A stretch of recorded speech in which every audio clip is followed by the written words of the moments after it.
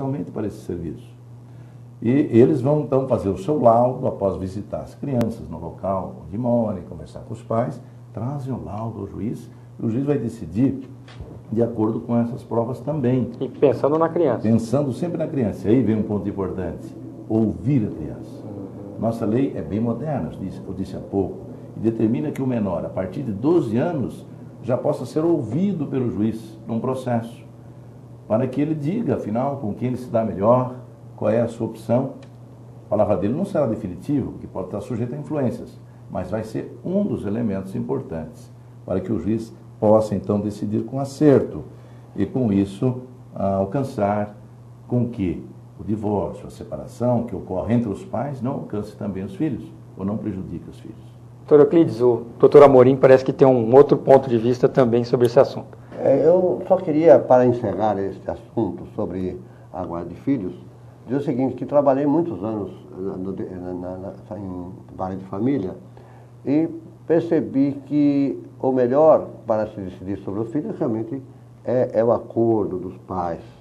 E é isso que eu aconselho sempre ao pai e à mãe, que ao decidir sobre o filho, tenham em mente o próprio filho, porque se não houver acordo entre os pais, o juiz vai decidir.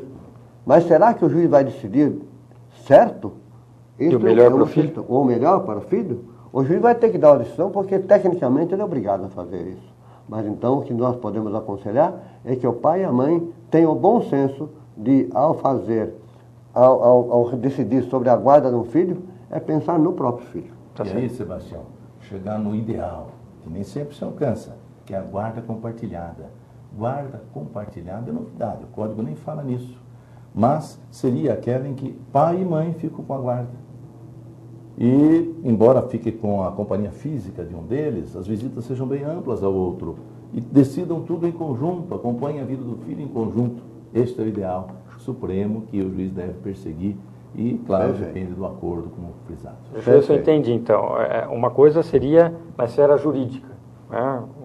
O que a legislação falou, coube ao pai ou à mãe a guarda do filho. E tem o que os senhores estão dizendo, que é o ideal, olha, a guarda cabe à mãe, mas o pai tem todo o limite. Quer dizer, a briga dissolveu-se o casamento. Relação de paternidade e maternidade, não. É para não ficar o pai só como visitante.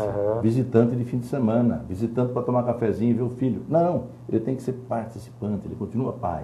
Então a guarda compartilhada visa isso, dividir as responsabilidades, somar tudo que é possível de ser feito pelos dois. Levar na escola, buscar na escola, ver boletim, falar com o professor, decidir sobre viagens, tudo isso em conjunto. Será que isso não eliminaria até está na próxima questão, eu já queria abordar. Isso não diminuiria muito um problema crônico, que é a pensão alimentícia? Que o pai, às vezes, não se sentiria mais motivado em estar prestando a pensão, porque a pensão alimentícia é um dos últimos dívidas que acabam levando o sujeito para a cadeia, se não pagar.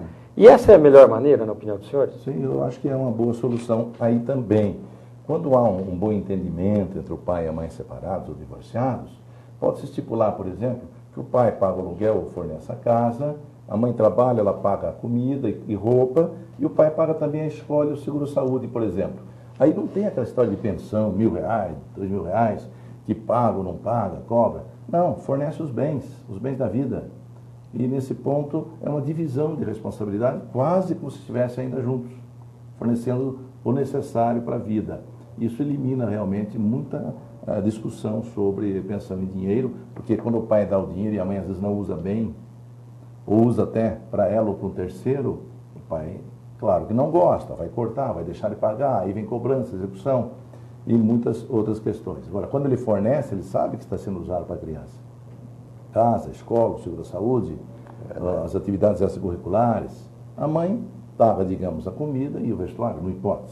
E com isso a divisão fica perfeita. Doutor Amorim, doutor Euclides, eu peço a licença dos senhores, porque nós vamos para um rápido intervalo e já voltamos. Estamos de volta com Frente a Frente com a Justiça. Nesta oportunidade, trazendo a palavra doutor Sebastião Luiz Amorim e doutor Euclides Oliveira sobre o tema Direito de Família e Sucessões. Doutores, quais os principais avanços introduzidos pelo novo Código Civil, principalmente no âmbito do direito das sucessões? Realmente as mudanças foram grandes. O Código Civil tem diversos livros, a parte final é a que cuida do direito da sucessão hereditária, ou seja, transmissão dos bens da pessoa morta aos seus sucessores. Nesse aspecto, existe uma divisão clássica que não foi mudada, que é a sucessão legítima e a testamentária.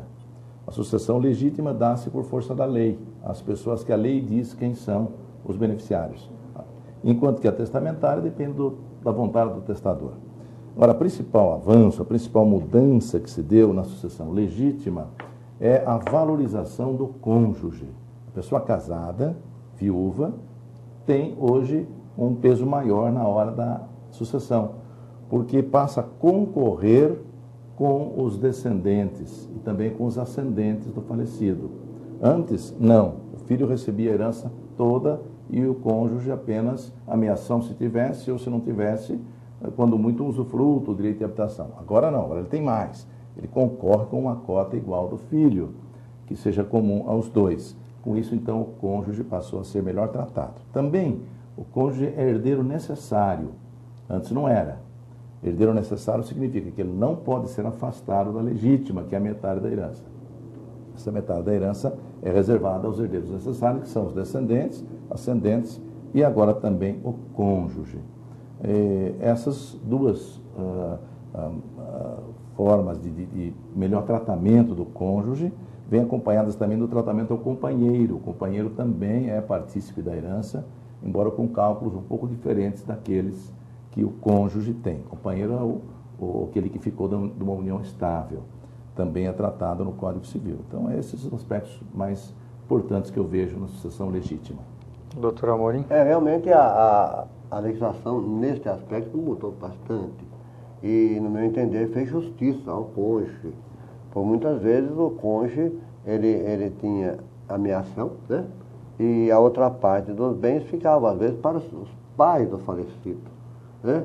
E, na realidade, não ia ficar para os pais, porque geralmente os pais são mais velhos, não é isso? Ia ficar para os irmãos, às vezes. E o cônjuge ficava alijado dessa situação. Hoje em dia, também, com relação aos filhos, o cônjuge também concorre, desde que o casamento não seja no regime de comunhão. Porque o regime de comunhão, o cônjuge já tem a metade, então ficaria dispensado, né, dessa sucessão. Mas no caso de separação, por exemplo, era um absurdo. O cônjuge às vezes ficava sem nada, verdade? Sem nada. Então a legislação fez justiça e eu tenho a impressão que isso aí está pegando muito bem e está sendo muito bem aplicado nas sucessões com relação à causa-morte. Doutores, a legislação anterior, em especial, ela era muito formalista quando tratava do direito das sucessões. Havia uma série de retaguardas e ressalvas instituídas pelo legislador para assegurar uma certa segurança da vontade do falecido, né, que fosse respeitada a vontade do falecido. Isso continuou nesse novo Código Civil ou isso foi abandonado? O formalismo existe e é uma necessidade, porque é através dele que se fiscaliza a transmissão dos bens, para que não haja prejuízo não só aos herdeiros, mas também a terceiros, credores e outras pessoas interessadas. Agora, havia um excesso, foi diminuído em parte. Na questão testamentária, por exemplo, os testamentos são eminentemente atos formais, porque exigem um documento escrito, testemunhas. O novo Código trouxe um alívio, uma diminuição das formalidades, reduziu o número de testemunhas. Antes eram 5, no testamento público caíram para 2, no testamento particular eram 5, foram reduzidos para 3, em alguns casos até se dispensa testemunha, se for uma circunstância excepcional. Então aí houve uma pequena mudança, favorecendo a elaboração de testamentos. Agora, com relação ao inventário, permanece a necessidade do inventário judicial. Aí eu queria saber, doutor Amorim, o que ele pensa do projeto de lei que está passando no Congresso para dispensar o inventário judicial em alguns casos, nos casos de partes maiores e capazes. Bastaria, então, as partes que querem dividir os